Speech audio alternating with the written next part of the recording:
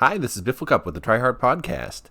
This is episode 21 with chiptune show organizer CalmDownKidder and featured music also by CalmDownKidder, otherwise known as Foil Hat Brigade.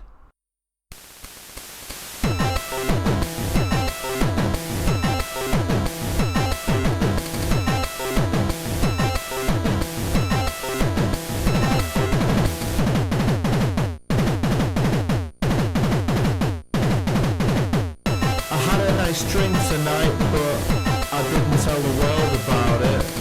I had a nice meal tonight, but I didn't tell the world about it. I had a nice time today, but I didn't tell the world about it. I had a nice shit today, but I didn't tell the world about it. Sometimes you've just gotta stop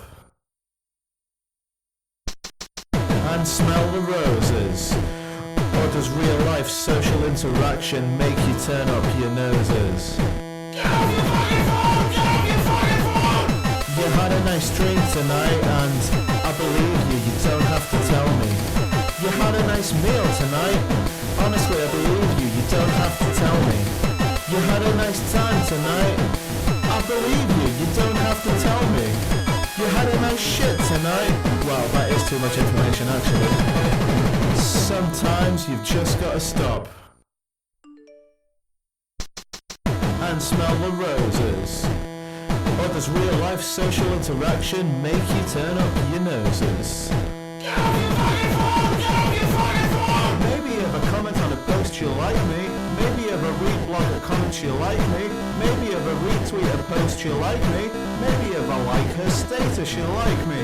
Maybe you have a comment on a post you like me.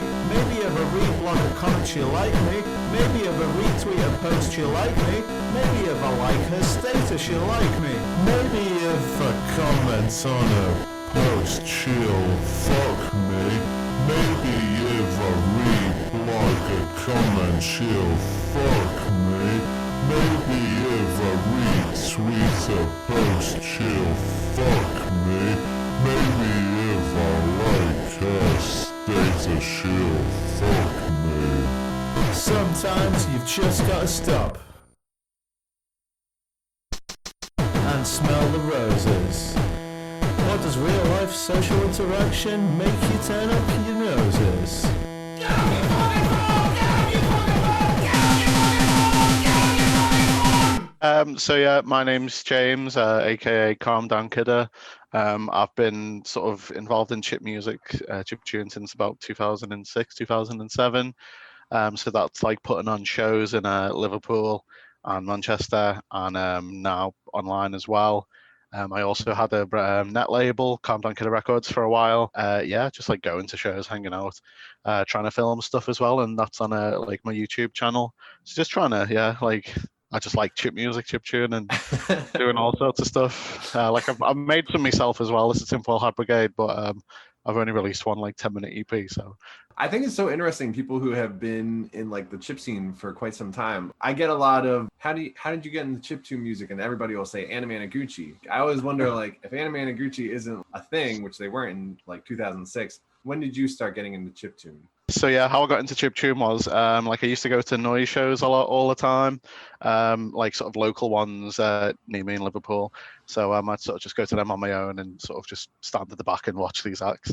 And one of the shows was a guy called DJ Scotch Egg who played. I'd never heard of him before, and if you don't know him, he's just like really mad, sort of balls to the wall, nano loop, Game Boy sort of just insane gabba, ultra fast BPM, all that type of stuff. So I was just blown away as soon as I heard that. It was like, wow, it's not like nothing I've never ever heard before. I mean, like I was sort of into video games and stuff growing up. Like I had a Mega Drive and stuff and all that, but this was just kind of like I never really considered it like a thing, like chip music and stuff. But then obviously I heard him and it was like, wow, this is amazing. So like when I got home, I started like Googling him. And I found like the Nanoloop forum after that, and then I found 8-Bit Collective, like a sort of an older chiptune website, which is defunct now.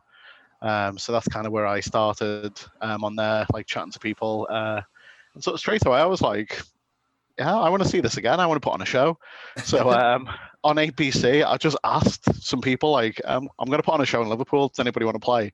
And it just so happened some of the few people that said yes were like, it was Saberpulse, Henry Home Suite, Flux Angelica, Oh, and wow. then I also booked a Colon Open Bracket, who like they were kind of quite big at the time, and they just played Download Festival, which is like a big metal festival in the UK. And they'd be like supported some quite big bands like Enter Shikari and Get Cape Work Cape Fly. So they were kind of like quite a little bit sort of more famous at the moment. I think he's coming back now because he kind of went on hiatus for a bit, but I think he's starting to make music again. But it was those 5 acts anyway, so that was kind of like a good start for a Crap. chiptune show. Like, you know, that's a pretty good lineup. And I was like, oh, it's easy this. Because I think at the time, like, there weren't many shows. I think London had a few and Sheffield had some. So this, you know, it was kind of like one of the first chiptune shows, especially like outside of London or whatever. And like 96 people came, which was like, Whoa. I was like, that's like my first ever gig. I've never beaten it since, apart from like Superbike Festival and stuff. But I was just like, this gig looks easy. It was probably a bad thing. Like if it became a disaster, I might have just been like, oh, I'm not putting on gigs anymore. Swerve this. But because it went so well the very first show, so yeah, that was sort of my intro to chiptune was DJ Scott Jagger at a Noise show, and then obviously getting into chip music afterwards, just like through the internet and then finding bands through MySpace and stuff like that as well. Oh my God, that's quite the opposite for me. I'm like thinking about my first chiptune shows here in Boston, and nobody came. Like, No. maybe 1 or 2 people who I like begged to come. Yeah, that's like the normal sort of ever since then. Like, you know, it's been slightly varying sort of amount of people that came.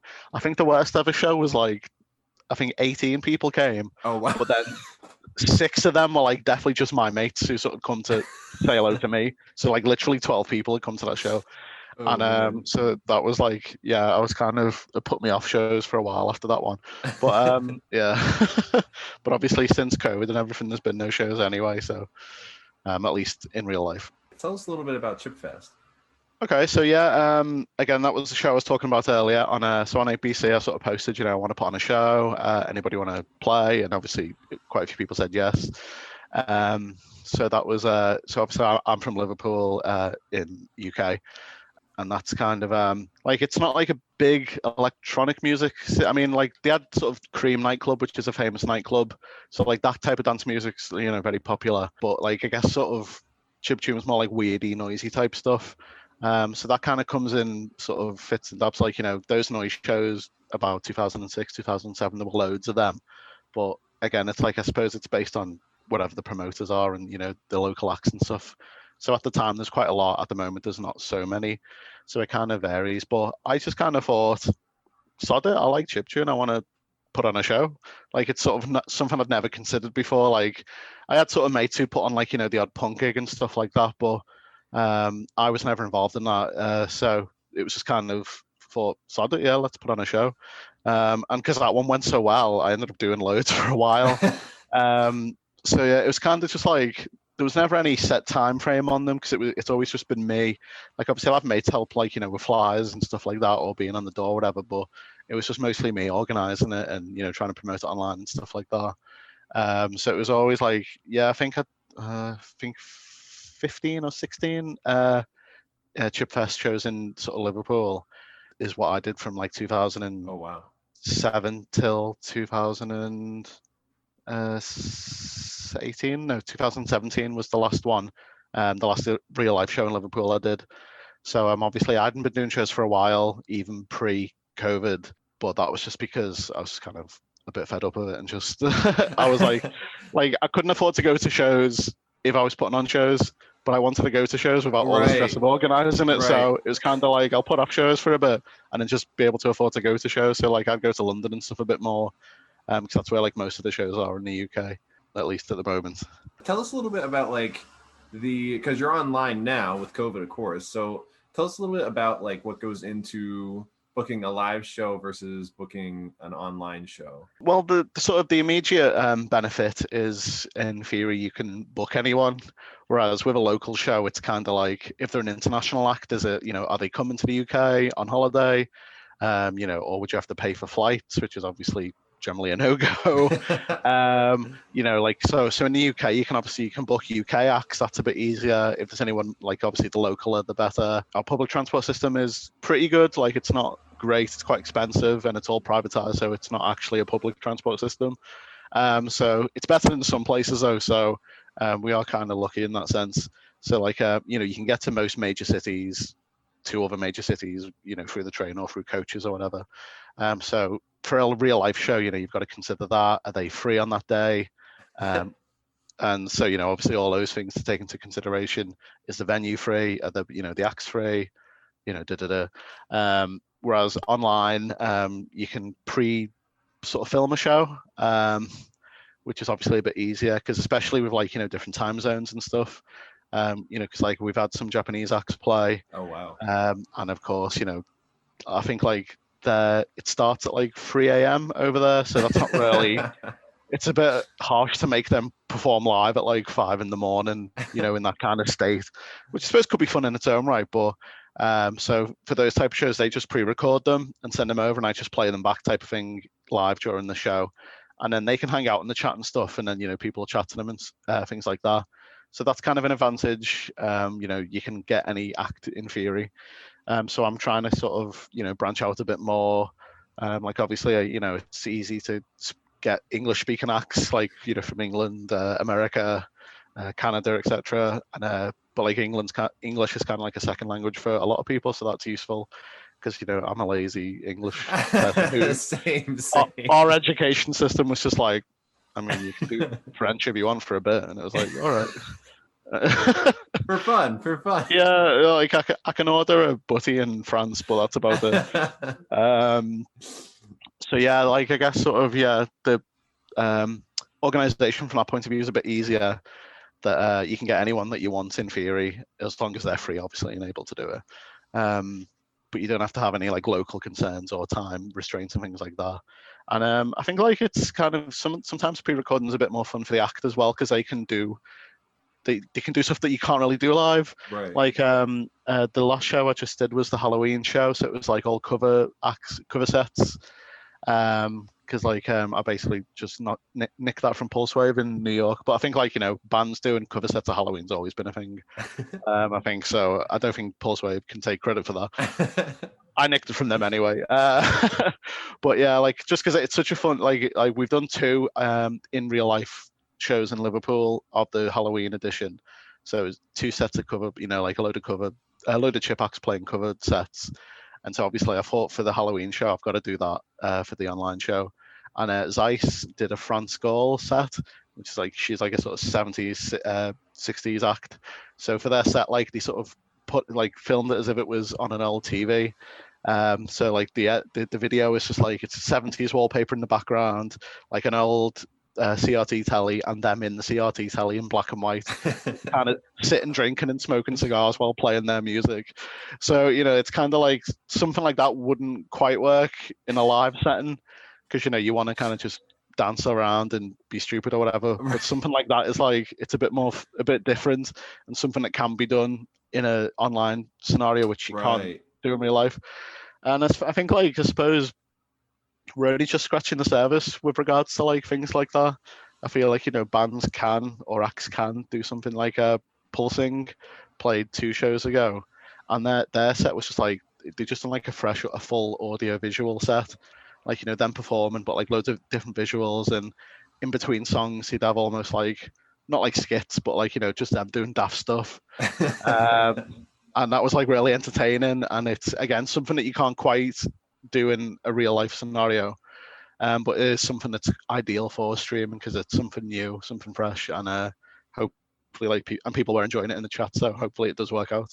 It does kind of translate that the online shows are kind of easier to achieve because you're able to execute them monthly, and from what I was understanding what you were saying, the live shows were more of like an annual thing. Yeah, so the live shows are kind of just towards the end it was like based on whether acts were in the UK. Like, you know, if somebody sort of said, I'm going to be in Europe for X amount of time, I'd try and arrange a show for them. So it's kind of based on their schedules rather than any solid schedule I'd set. But a lot of that use once a month thing is I've been working from home since the COVID.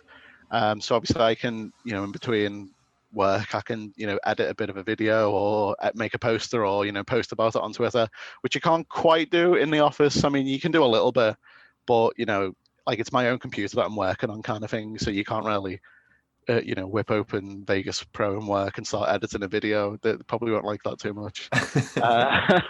But like, yeah, you can kind of do that while working from home a little bit more. So at the moment, I'm doing one show a month for the cyberspace shows. Wow. After when it's 2021, I'm gonna sort of I'm gonna not do one a month and maybe think about it, because obviously the gig format's been really fun, like, doing 4 or 5 acts and me talking in between, doing like, playing songs, playing other chiptune songs. So, but I don't know, I feel like there's other stuff I can do. I've not quite figured out what that is.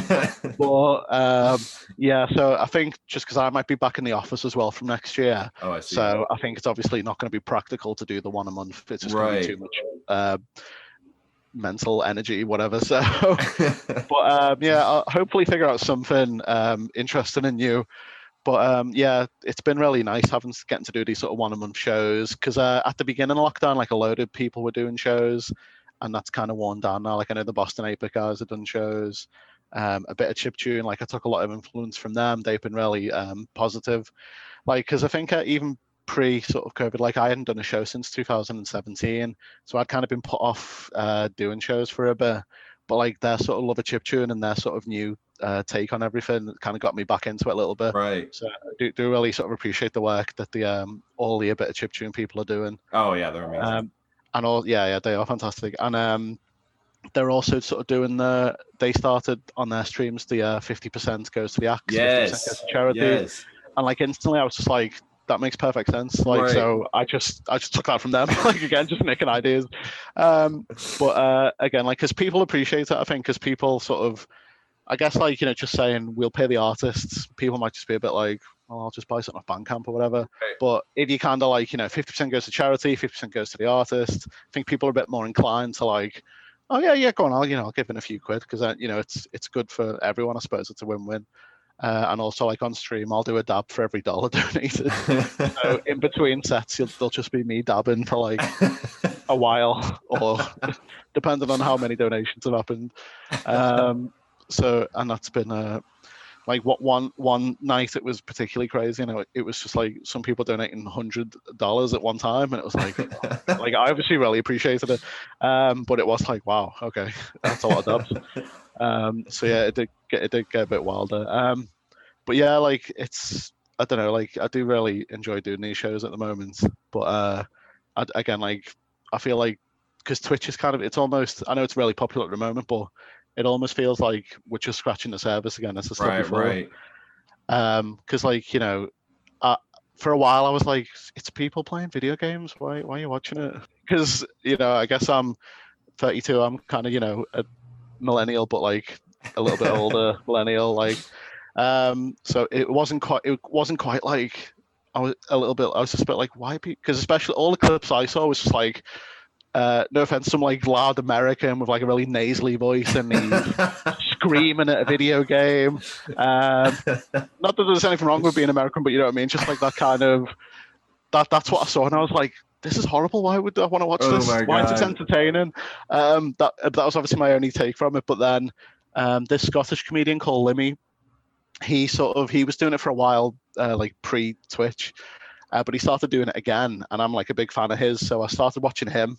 And I was kind of like, I get it now a little bit more, because it's like he's entertaining. Like I know him from like the comedy shows he's done, and it's just like him kind of relaxing, playing games, sort of chatting with the audience as well.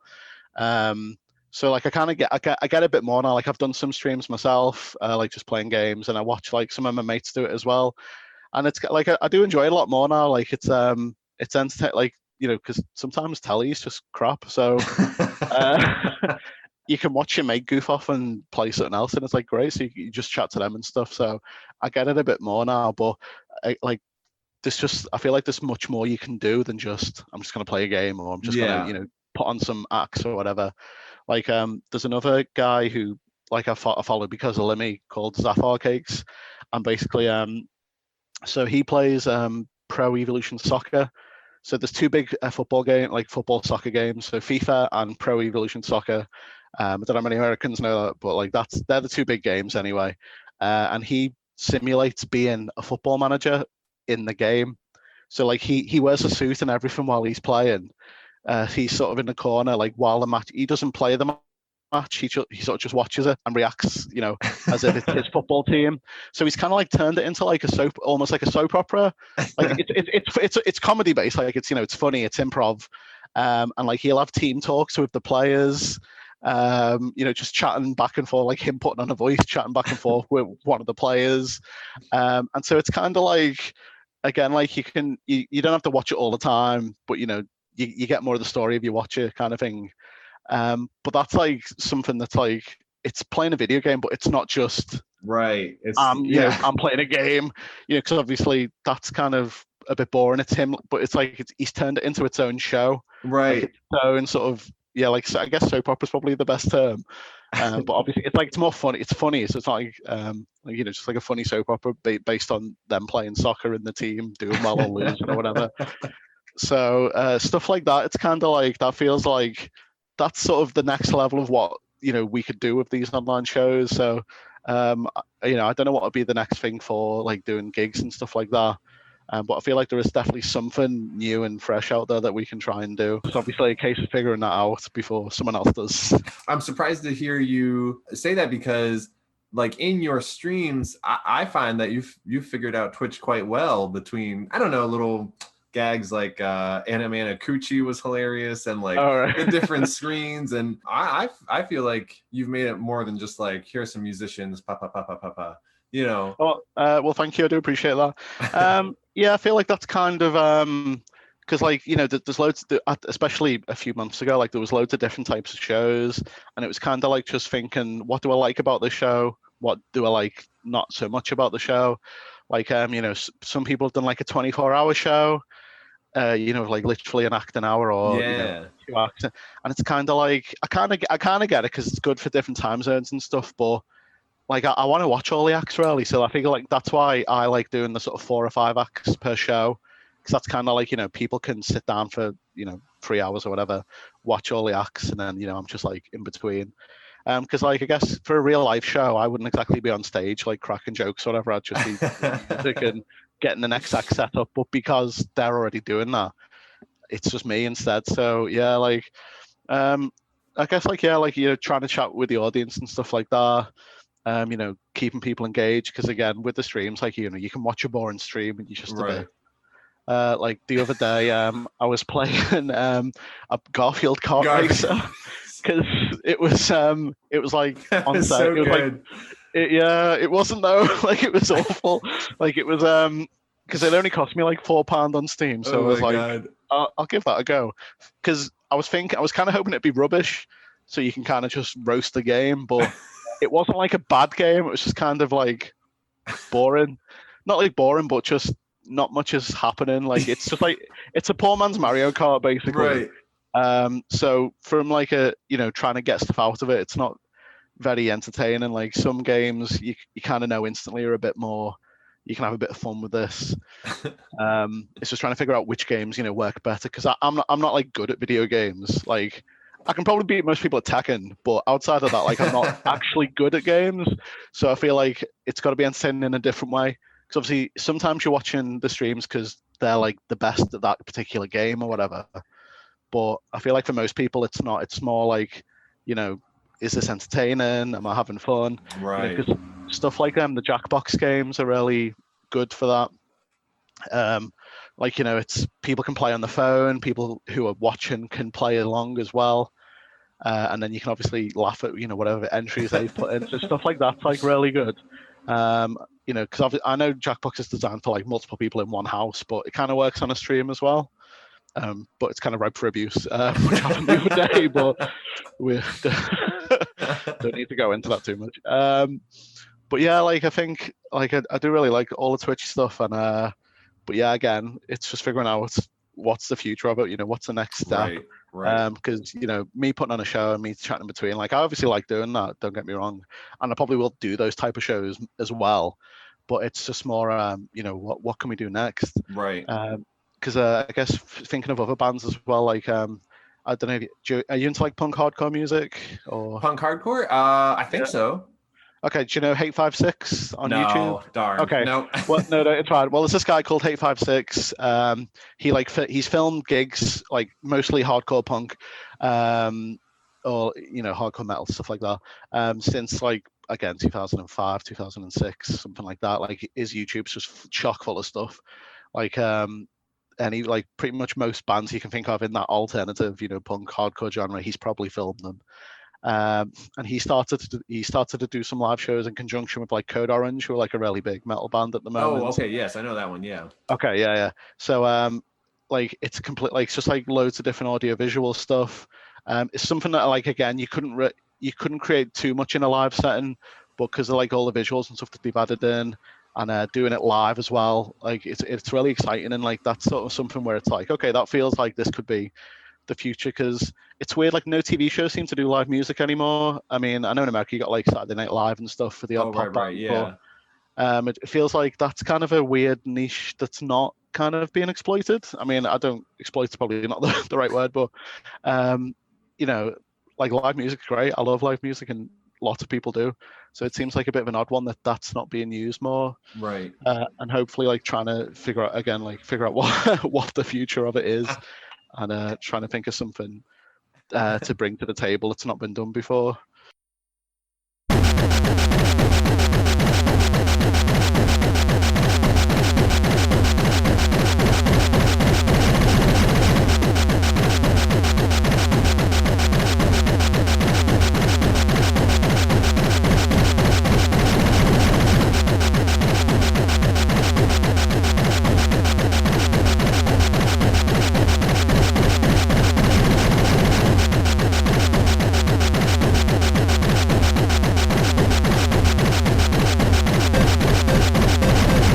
Self-pity party cause I don't care. Self-pity party cause life's not fair. Self-pity party cause I'll be blunt. Self-pity party cause everyone's a cunt. I put on a show but nobody came. My hair won't grow and that's really lame. Girls always flake when I ask them out. I can't have my cake, I need to no doubt. Self-pity party cause I don't care. Self-pity party cause life's not fair. Self-pity party cause I'll be blunt.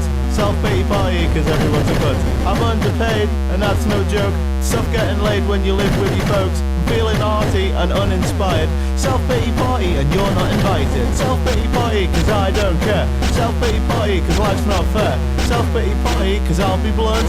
Self-pity party cause everyone's a cunt.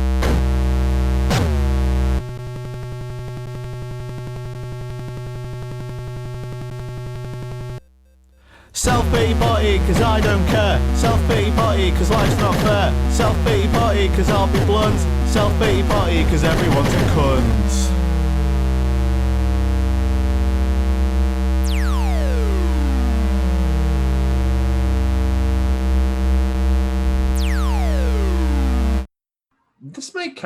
This might be kind of boring for listeners, but it's interesting to me. I'm interested in this. So so something that I admire about you is like when I'm booking for Boston 8-Bit, I have like a whole team. Like it's not just me. I'll like contribute. I'll be like, oh, I found this person. This person's gonna do the art, and then everybody will contribute. But it's from my point of view, it seems like you're just on this by yourself. Yeah, well, for the Chipfest cyberspace shows, I've now got Nada who's doing the posters and the artwork. Oh yeah, the artwork is so good, by the way.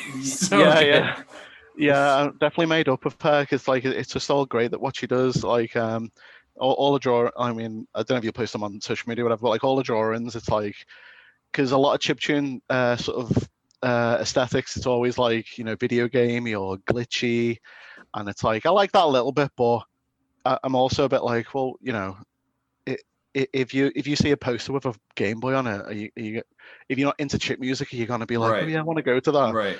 Because I feel like a lot of people like are almost put off by the description of chip music. Like if you just told somebody on the street, I agree, yeah. Oh, this is like somebody's making music on a Game Boy, they're just gonna be like, I don't care.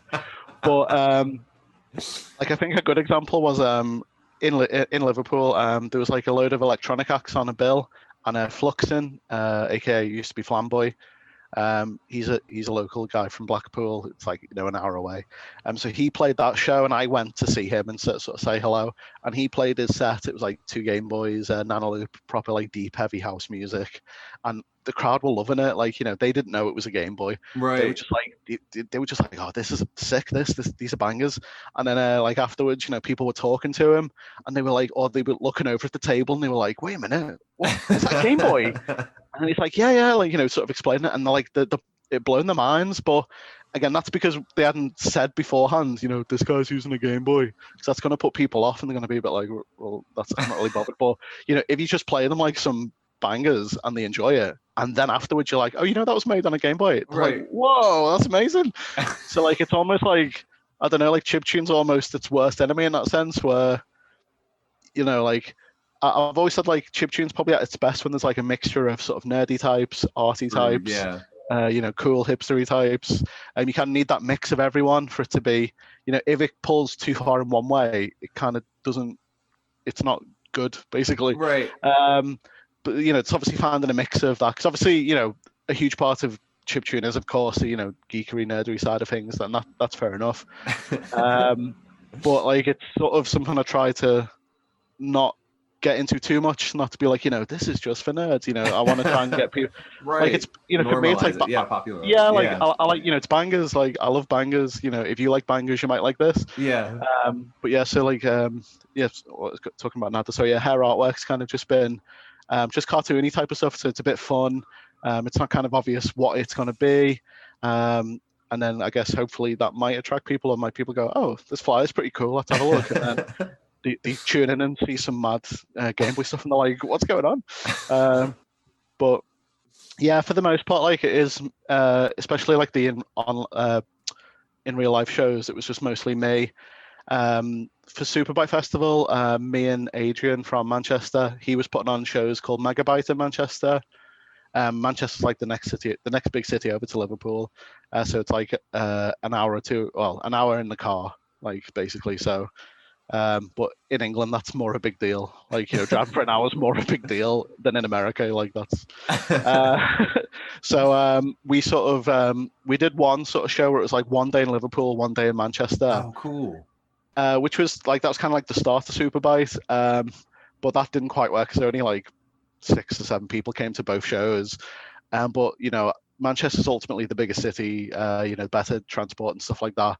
So I said, the year after, let's just do like a festival in Manchester, and we sort of did, and then that was Superbike for a few years. So that was like a show in Manchester. All sorts of different acts played them. Again, like really amazing. They were like the best turnouts we ever had. Like we sold out the venue, which was obviously amazing. So yeah, like it's mostly been myself, but obviously, working with people whenever I can. But yeah, it's kind of tough there's no like sort of big gang of chiptune people in Liverpool per se, so it's hard. I get mates involved and stuff, but ultimately, yeah, if you don't have that local sort of group, then it's a bit harder to do stuff yourself. It's so funny when you said about like the Game Boy. I like some of my favorite things is to like find people that have no idea what chiptune is. This has been something I've been doing during quarantine, and they'll like have reaction videos where they'll like play something. So like I've submitted some music to like these, just like I call them normcore, just like normies. Okay. Like, yeah. And they'll like I'll give them very minimal information. I'll be like, oh, we're this, and we do this on a Game Boy.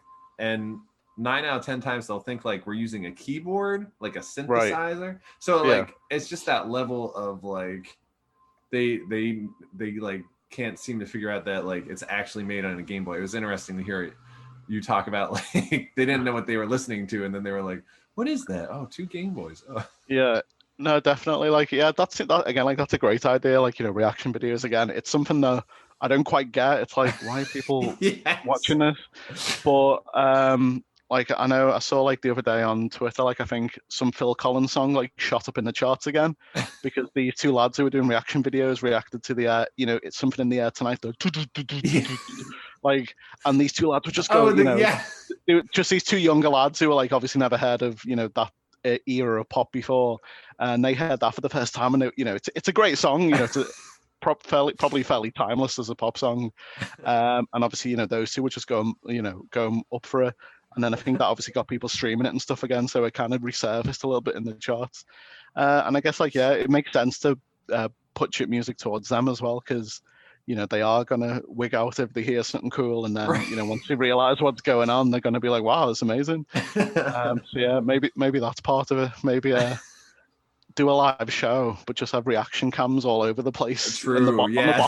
bottom part of the screen, all green screen, and then like they can be the audience going mad.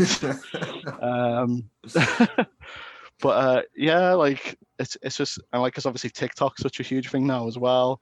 I think people are probably figuring out what chip music can I put on there that can get some, because it just takes one bit of luck and being in the right place at the right time and all that for it to pop off big time.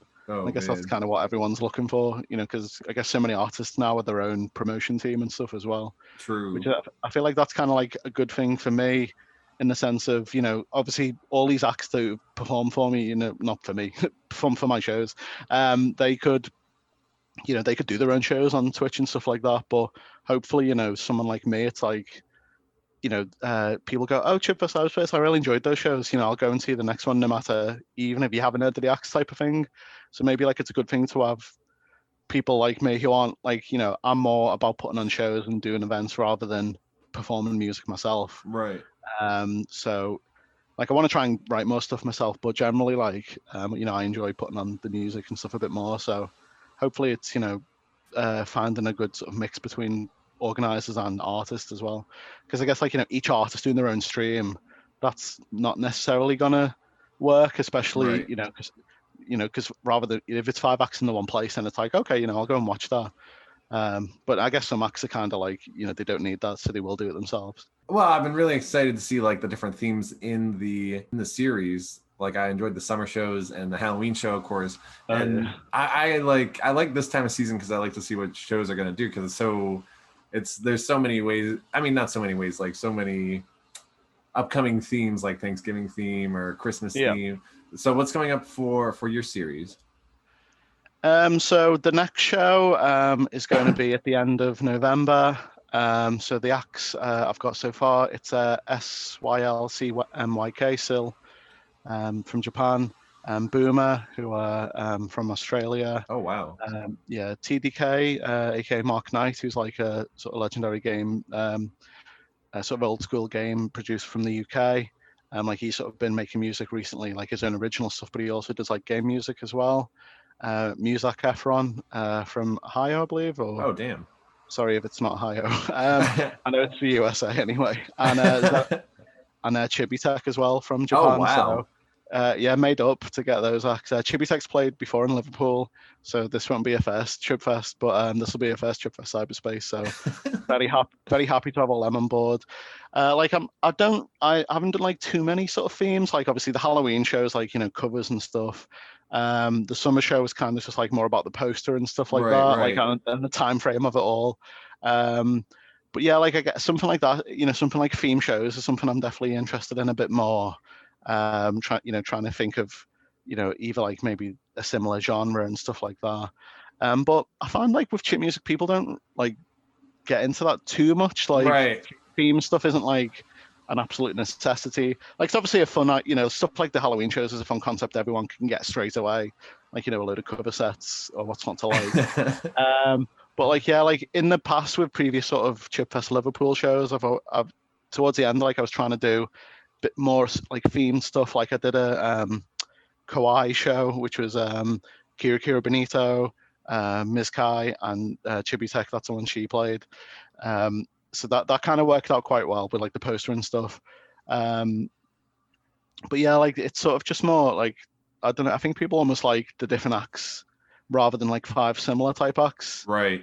Especially if it's like 5, sort of Game Boy Uns LSDJ, sort of which is obviously, I love that type of stuff, don't get me wrong, but I feel like if it's a load of different acts that are quite similar, then it's gonna put you off a little bit. True. Whereas, if you got 5 completely different acts that are still all, great and musicians and stuff like that, then hopefully, it'll kind of be a good mix for people.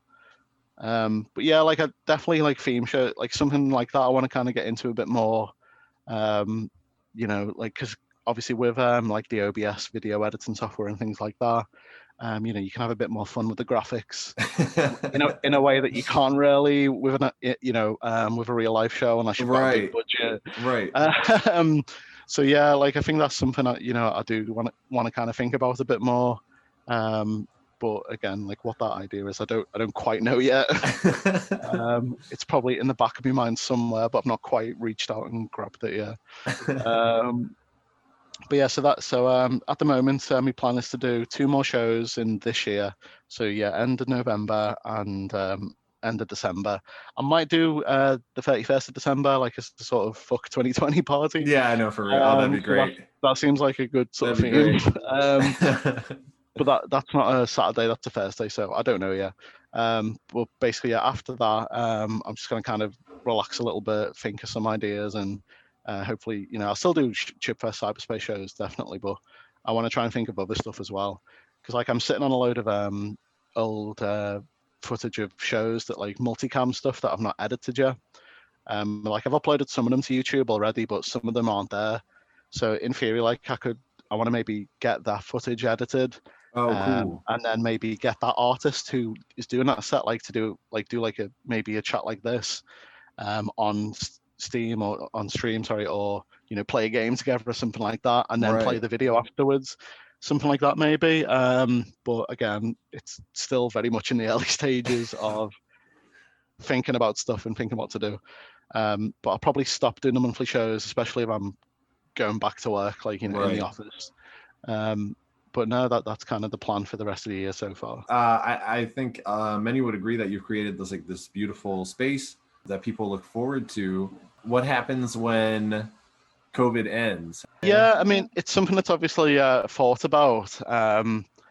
You know, I do miss the in real life shows and probably would maybe do more of them, but that obviously depends on, you know, a venue is still going to be open, especially, you know, the smaller venues where you can kind of only put the chiptune shows on. Right. They're obviously usually the first to go, sadly. So yeah, it's still kind of thinking. I feel like, you know, the cat's out of the box now for like sort of streaming shows. Chiptune, it works so well because, you know, so many acts are solo artists.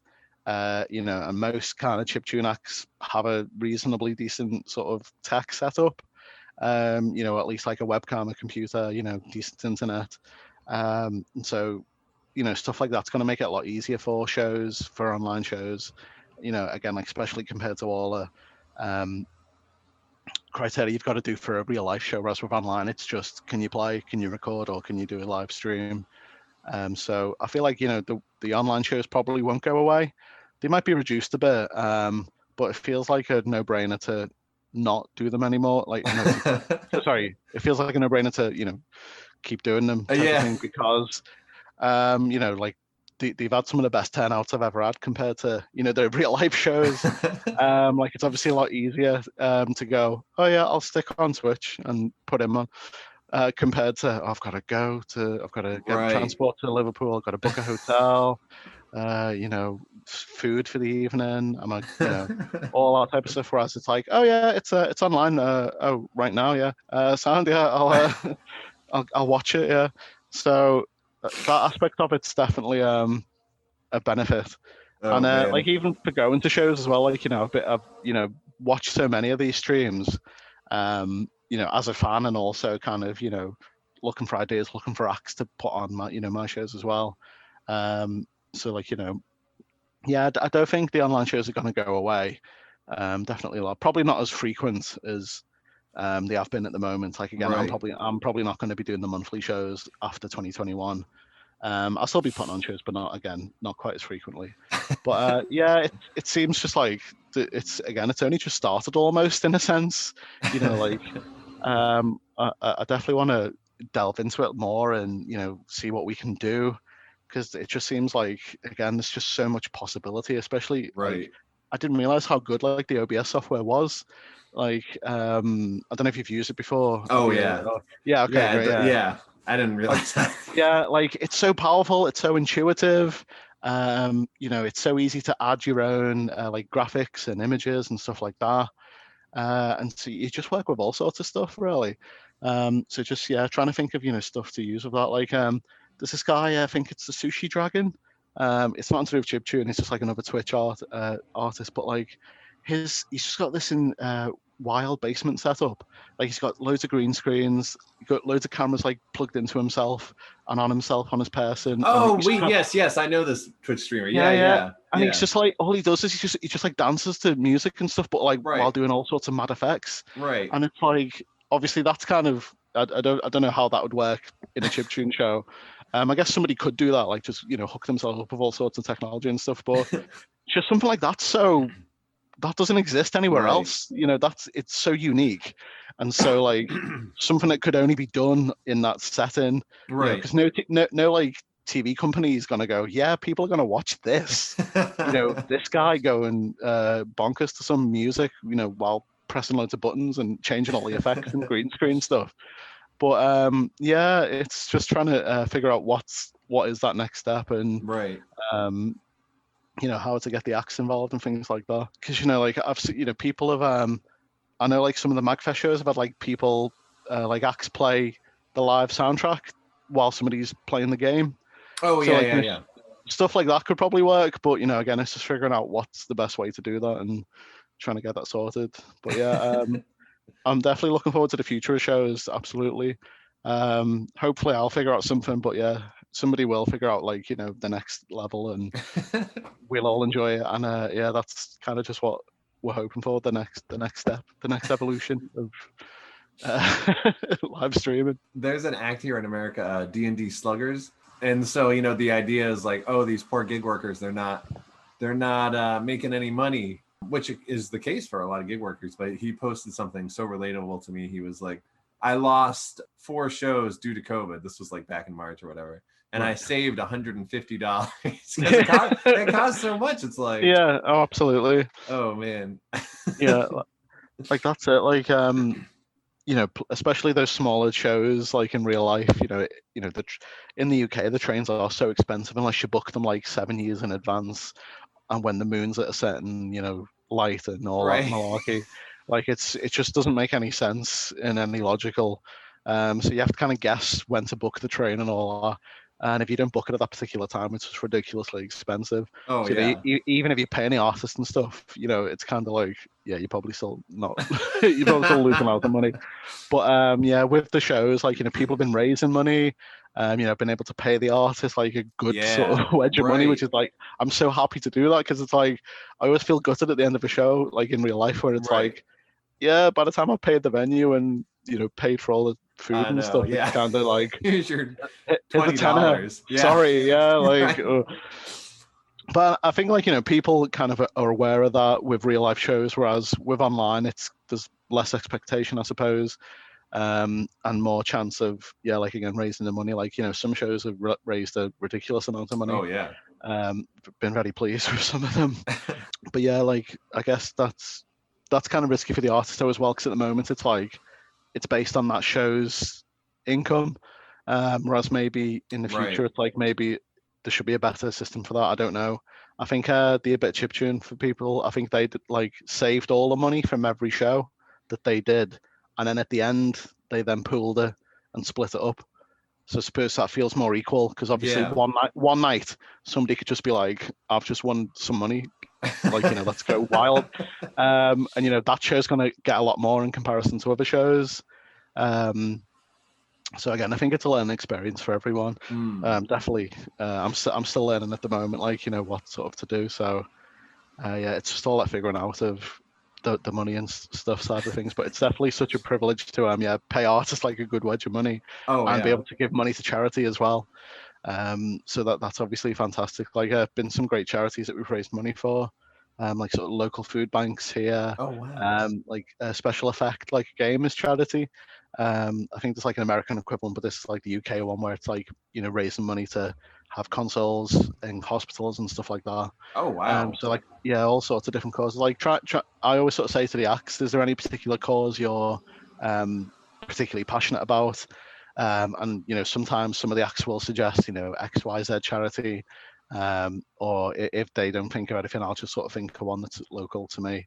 And And then obviously, yeah, it's just been like fantastic. So it's been really great to have that support from people. And again, like, with the Twitch stuff, people can donate bits and stuff like that. But like, their sort of donation pops up on the chat as well, which I think people like. Like that aspect of it's kind of, a little, ooh, that's me.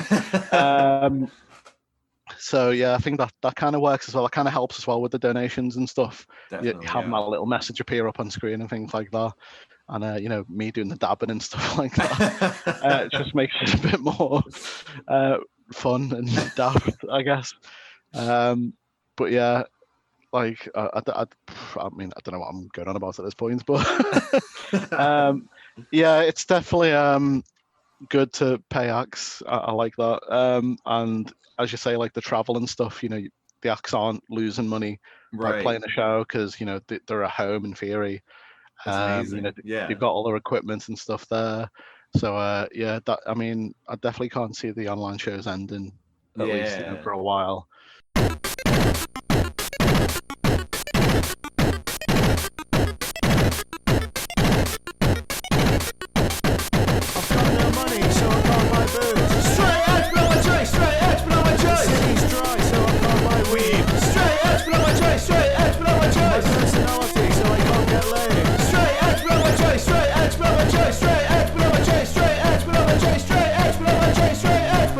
Choice.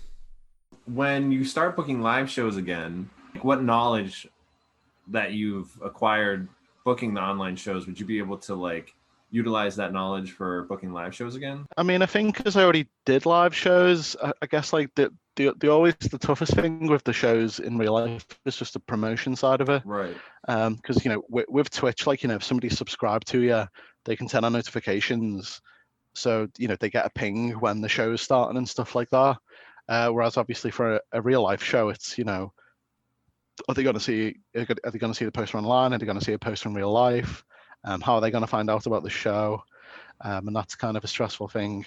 So I guess trying to figure out the promotion side of it once shows are back in real life.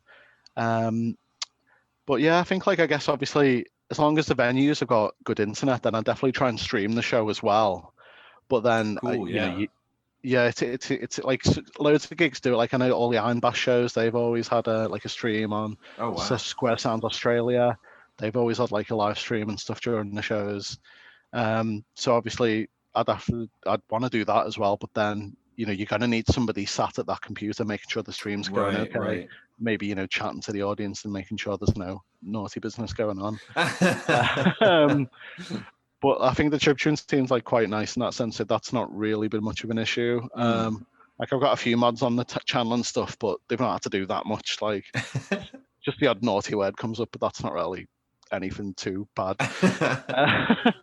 But yeah, I think I guess that would be the big thing, would be making sure there's streaming shows as well, because then you can sort of say to people, donate, and the money will go to the acts on the night. And maybe if people donate through Twitch, you can then pay people on top of the money from the show. But especially with in the UK, like all the smaller venues, like stuff like having a great Wi-Fi, having a great internet speed is not really the top priority. Right. So that'll be a bit more difficult than it's not like every venue has just got, oh, there's an Ethernet port, just plug it in and good to go. That would be the ideal scenario, but that's obviously not the case.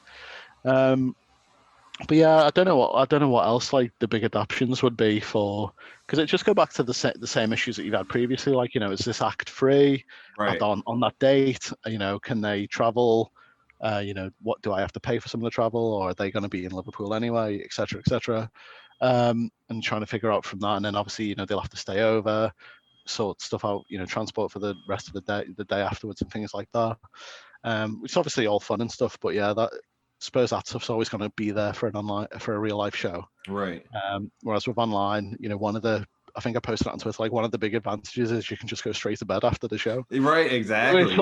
Exactly. Yeah, there's no messing around. There's no, oh, I'm gonna have to pack up all this stuff now. I'm just like, shut the computer down. So I don't go to bed. I mean, normally it's not as quick as that because you got to let your brain sort of wind down a bit, regardless. But just having that aspect of it is obviously makes life a lot easier. So it's definitely been less stressful doing the online shows than the real life shows. So yeah, I just think the changes would be making sure to adapt back to real life shows and just making sure people come, because I doubt like the trains are going to be ridiculously cheap when everything's back to normal. So I don't know. Just the same struggles of how do I get people to come. Here, I'll throw a hypothetical at you. So let's say, and you can go as specific or vague as you'd like on this. So let's say COVID's over and MagFest is back on, and they choose you to book Mag main stage. So what do you do? What, like who would I book? Or I'm not sure. Yeah, it's a kind of an abstract question, but anywhere you want to go with it. I don't know really. Again, like it, I suppose like because stuff like the budget and all that, but like I'm guessing in this hypothetical that's not really a concern. I don't know. Maybe let's say like it's not. Okay, like maybe stage like a UK takeover, like get a load of sort of UK acts over to play. Like Harley Likes Music, is always amazing and really good show. Chipsall's Northern Ireland, but like she's sort of very much pro-Irish and stuff like that. So, but I think she counts. So yeah, I get her over things like that. Yeah, and just like I don't know, really, just like book a load of chiptune acts and have a good time. Because like I've done sort of the Superbike before, which was the big sort of chiptune festival that we put on in Manchester. So kind of used to like those sort of bigger shows as well. And it's just trying to figure out who to put on, what time to put them on. Because obviously the time, I feel like the timing of shows and stuff is important. Like if you got chill acts, you maybe put them on not quite the first act, but like sort of early-ish, and then kind of ups and downs and sort of big sort of ending and stuff like that. That's like something to think about as well. But yeah, like just off the top of my head, yeah, like get a load of UK crew over and to America and have a good time, yeah. But I've not been to a MagFest before. I'd like to go at some point, definitely. Always like I always see during January, that's when people are posting about it and stuff, and it always looks like a good time. But again, it's just travel and stuff like that. But yeah, no, I'd definitely be keen on going at some point. But yeah, if I was booking it, it'd just be a big UK party. Oh, for sure. Man, that's so Liverpool of you with the Beatles, like the British invasion. Yeah, that's it. And you could have a talk beforehand about British slang, because I know Americans love all that. So it just be us saying words like you ask us what word to say and we'll say it, like table, and they're like, yeah. Say chicken. It is a thing. That is such a thing. Oh man, I'll never forget when or like another thing is like that person's British, like Hugh Laurie, who did oh man, that was such a shocker. And then I knew about Tom Holland, but it was just interesting seeing it in real life, because he's as American as apple pie, yeah. It's a really good accent, yeah. Oh yeah. Because like Hugh Laurie is he's been like a mainstay in the UK for ages. Like he was always a comedy actor. Like he was in loads of sort of iconic comedy shows over here. So to have him to see him over there in like a sort of serious drama. I mean, it was like kind of a jokey show a little bit. But like a sort of a serious American show, and then like just this pitch perfect accent, it was like, oh wow. And then like again, like it blew loads of American minds as well, because I guess you don't really know him up until that point. I think he was in like the 101 Dalmatians the real life version with I think Glenn so. Close? I think oh wow, I think he's one of the henchmen. I didn't know that. I'll have to go back. Yeah. But so I guess, I mean, outside of that, I think like he's not been in much like big stuff that crossed over. He's kind of just done lots of UK things. Yeah. But yeah, like the accents thing's weird. Like, I don't know if you ever saw Robin Hood with Russell Crowe. No, I don't think so. Okay, it was directed by Ridley Scott, like the same guy did Gladiator. So there's kind of like a big deal, like Ridley Scott, Russell Crowe working together again, another historical type film. It's a Robin Hood, and we went to cinema to go and watch it, and he just had the worst accent whatsoever. Like it's like every single sentence was a different accent. No. So basically, like we just spent the rest of the film just going like, okay, so that's Liverpool, that's London, that's Manchester. What's he doing? It just felt like just have your normal voice. That wouldn't be you know, I mean, that'd be less bad than what you're doing now. I know he's Australian, he's not American, but yeah, like the whole accent thing is like sort of strange. Like it's always nice going over to America and chatting to people. Like a big thing all the Americans do is, I know, right? I know, like, right? Yeah. So like when I'm talking to people and they always go, I know, right? And it's like, oh yeah. I feel like I'm being roasted right now. No, I know. No, like I like it, but like again, like it's just a funny thing. Like, you know, you don't really notice it until you start talking to people and stuff, and then, you know, oh yeah, I know, right? Like, oh yeah.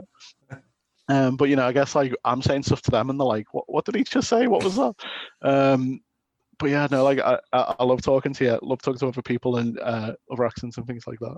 Oh man, I feel like that'd be a big part of the MagFest experience would be getting to talk to all the Americans and then being like, oh my god. Something I've been with this podcast, like I've been able, because I'll edit it, so I'll be able to hear myself. And so okay. Yeah, I will do I know, right, a lot. And then something I'm like I'm learning about myself is like, I'll be talking to someone and they'll be giving me information that I obviously don't know. Like I didn't know that information. Right. So, and then I'll just go, right. And it's like, why like I'm approving of what they're saying as if like, yeah. It's like, I don't know why I do that. Yeah, like you don't, yeah, it's like it's second nature. And then once you hear it back, you're like, whoa, do I say that? Like, that's wild. Yeah, no. Trying to think, I don't know, like but yeah, like I know you're from Boston, is that right? Yes, exactly. Yeah. Okay, yeah, because I feel like there's a lot of Boston and Liverpool is kind of like quite similar in a lot of cases. Like I know really? You guys have a unique accent that a lot of the country kind of know you for. That's right, yeah. Yeah, and that's the same with Liverpool. Like, you know, my accent's not like that heavy, but like, you know, some people can have a really heavy Scouse accent, and like, you know, straight away people are like, oh, he's from Liverpool type of thing. So like, and also I know the Boston Red Sox, the guy who owns them, he also owns our Liverpool Football Club, which is like our big sort of soccer team in the UK. Yeah. Oh, wow. So like there's kind of a link there at the moment, sports wise, because I know Boston Red Sox won the World Series, is it? Yes. They just won that recently. And Liverpool last season had won the Premier League, which is basically the highest accolade in English football. So whatever they're doing right. So, oh wow. So we like them at the moment. We like the owners and all that. That's subject to change, obviously. But yeah, I think there's Liverpool and Boston are quite sort of similar and stuff like that. Like, and I know you guys have a big sort of Irish community as well. Yes.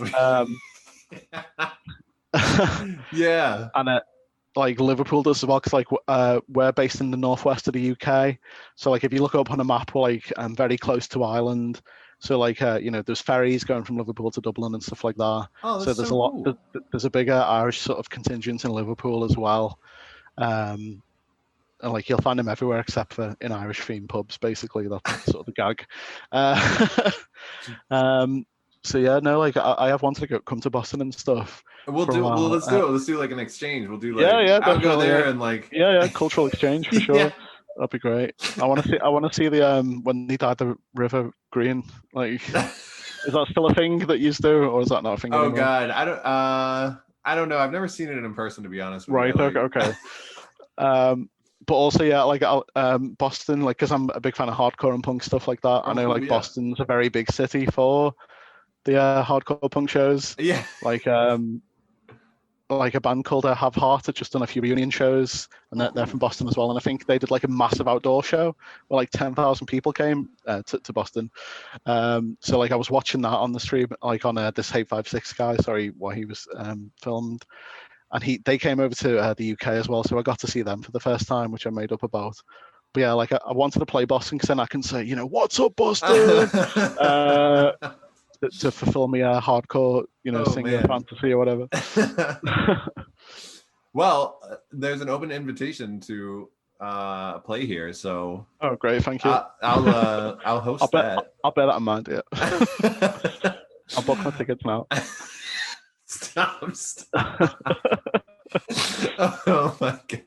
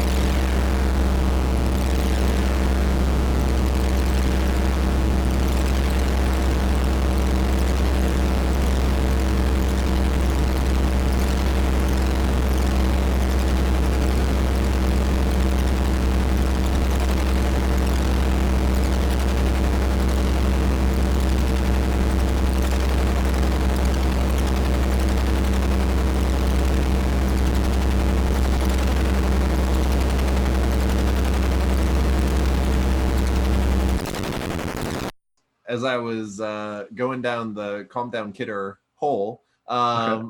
I came across this project that I'm so impressed that you accomplished it. It was like, actually, I had tried it myself. It was actually really weird that you had done this project, because I had attempted it myself and I failed miserably, Right. and you were successful. And it was the the I know it as small music for small people, but Oh no, micro music for micro people. yes, micro music Yeah, for yeah. micro people. Yeah. And so that was quite a shock, because you had the idea before me. You had accomplished it in 2013. Right. I think I had attempted it in like 2016, and I Okay. failed because I could not round up that many Yeah. musicians. And like people would be like, oh, what a cool, I'd show them like the CD it was based off of, and they'd be like, oh, Yeah. that's such a cool idea. And then like I would never hear from them again.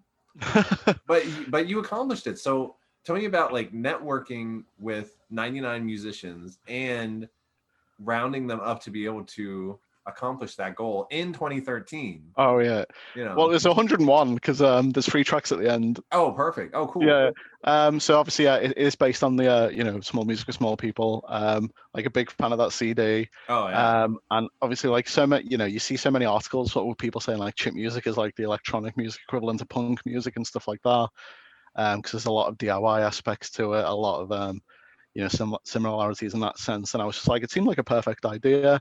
Loads of short bursts of music. Like I'm a big fan of short tracks. Obviously the 3-minute pop track's great and all that, but I just like, sort of daft music that's like, a bit shorter, a bit longer, things like that. So it just seemed like an idea that was like, I was just daft enough to do it. It was an absolute nightmare to do. It took really? ages. Yeah. Again, like, talking to people, getting no response, people saying no thanks, and obviously loads of people like, yes, of course, yeah, and then sending me stuff, and it just took years to do. Because again, it was mostly me. There was I sent it over to a guy who mastered it all and everything. So obviously Tom Mahon, thank you for that. But yeah, it was an absolute nightmare to do because again, like as you say, 101 acts. That's a lot of emails and stuff like that. It was just asking people basically, like I was sort of more active on Facebook at the time, so just messaging people on there. Posting on ABC, that was still a thing, so it was a bit easier to kind of get communication that way. And just like sort of spamming people and harassing them until he did it. Because I think I even forgot some acts in the end because I'd done that many. And obviously, like I wasn't keeping track as well as I should have, because a few acts are like, "Where's my track?" and I'm like, "Oh, oh no, are you serious? No. Oh no, oh no!" And I think like there are some acts that are like doubles on there, like it's different names and things like that.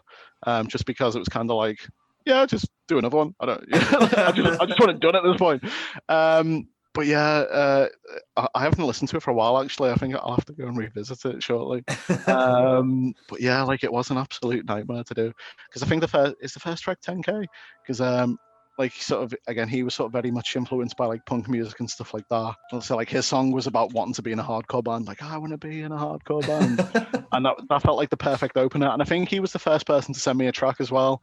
So that was just kind of like, yeah, you're the first track, absolutely. Because obviously the artwork's based on the Small Music for Small People artwork as well. So, obviously very much that was the big influence. So it felt like that was the perfect track to open it with. But yeah, just looking at like all the lists now, like there are some amazing names on there. So I do feel very sort of yes. Some absolutely great names on there. I mean, would I do it again? Probably not. It was a nightmare. It was a nightmare to organise, an absolute nightmare. But no, like it was really good fun, and obviously listening back to it, it was great, and I think people did enjoy it. It's still on Bandcamp, so yeah, give it a go if you've not listened to it yet. Hopefully you'll find something to enjoy in there. There's 101 tracks, so you've got to like at least one or two of them. Yeah, but I feel like it maybe would be good to revisit again as like a new snapshot of the scene at this time type of thing. Oh, maybe, yeah. Like, because like having a look now at some of the acts, it's like names that kind of aren't around so much anymore. Obviously, some people are still around, but some people less so. So maybe it would be a project that's worth pursuing again. Well, that's very true to the original because some of the acts like went big places, which I view on your CD, or your collection, and then some artists like just kind of drifted away. In the Yeah, original. definitely. Yeah. Like, yeah, because I think it was like there's Green Day track, a Blink-182 track on There's there, Green Day, Less and Jake and stuff Blink-182, like that. MXP. So like, yeah. Yeah, like plenty of sort of big bands that are still around and things like that. But then a ton of acts that are like, whoa, you can find out more about them, I guess. Go in a little research hole. But yeah, I feel like that would be a good thing to do again. But Yeah. I'll let you do that. Like, I'm not going to accuse you of copying it or anything because I copied it. So, if you want to do it again, go for it. But leave me out. I'll talk to people, but like organization-wise, yeah, it was a bit of a nightmare. I'm quite impressed with. I mean, this goes into the same vein, but like I am super impressed with like your networking ability. I mean, and how it presents itself in between like this project and Chipfest, and I don't know if you want to talk on that. Well, I guess like in sort of the earlier days of me being into chip music and stuff, like I did the shows first, and then shortly after that, I was like, I'll do a net label, because like this was 2007 was very much pre SoundCloud, pre Bandcamp, pre Spotify kind of thing, or at least like those were in the very early stages of existence. So like there were a lot more net labels around sort of that a few years ago. And it just felt like, yes, I'll do a net label. Like there was never sort of any real intention for anything to happen. It was just more, I'll do that. Why not? Yeah. Something to do with it. Like it's fun. So like I kind of stopped doing it because it stopped being fun, and also just because at that point in time, when was it? Again, I think the last release was like 2016, 2017, I want to say. So again, like just because Bandcamp and stuff like that was so. Everyone was just releasing stuff on there, so that's why it ended in the end. But at the time, it felt like there was a need for something like that. Like there were quite a few net labels and chiptune at the time, so I didn't really have like a set sort of aesthetic or a set like theme of what acts. It's just stuff that I enjoyed, and it's like if I liked it, and I thought, yeah, go on, I'll release that. Why not? Like I ended up releasing some great stuff, but no, like I did love obviously some great like releases on there, like a Little Scales, I Repeat. Released it's like in a lot of people's favorites. So I feel very lucky to have that link to CalmDownKidder. And like Rainbow Dragon Eyes, one of his very early EPs was released through CDK. So that was obviously again very lucky and very fortunate to sort of be able to say I released that and things like that.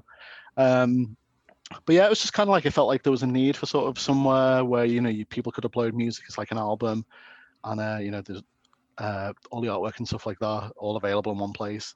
And obviously it was all about just free music, because so many of the chiptune labels were just here's some free tunes, and so it felt like just don't involve money, because I know like obviously there have been controversies about labels since with money. But that's obviously another discussion for another podcast. But at the time it was just like free music, just download it, have a go. There was no sort of intentions for anything to happen from it, just more get it released, why not? So I did, and then I stopped doing it after a while. So yeah, I kind of stopped paying for the hosting as well, so it's all on archive.org now. So if anybody does want to listen to some of the back catalogue, it's all there online. Wow. So yeah, hopefully it'll be available for a long time, because archive.org seems to be all about the preservation of files and things like that. So I think there's like tons of net labels that all their stuff's on there. So I thought I'd do it myself rather than relying on other people to upload it all there. But yeah, like it felt like at the time there was a need for stuff like that, whereas nowadays it's kind of not, because Bandcamp's so good, and SoundCloud's good as well. And obviously, people can put stuff on Spotify for quite cheap and things like that. So it's almost like there's not much of a need for net labels and stuff anymore.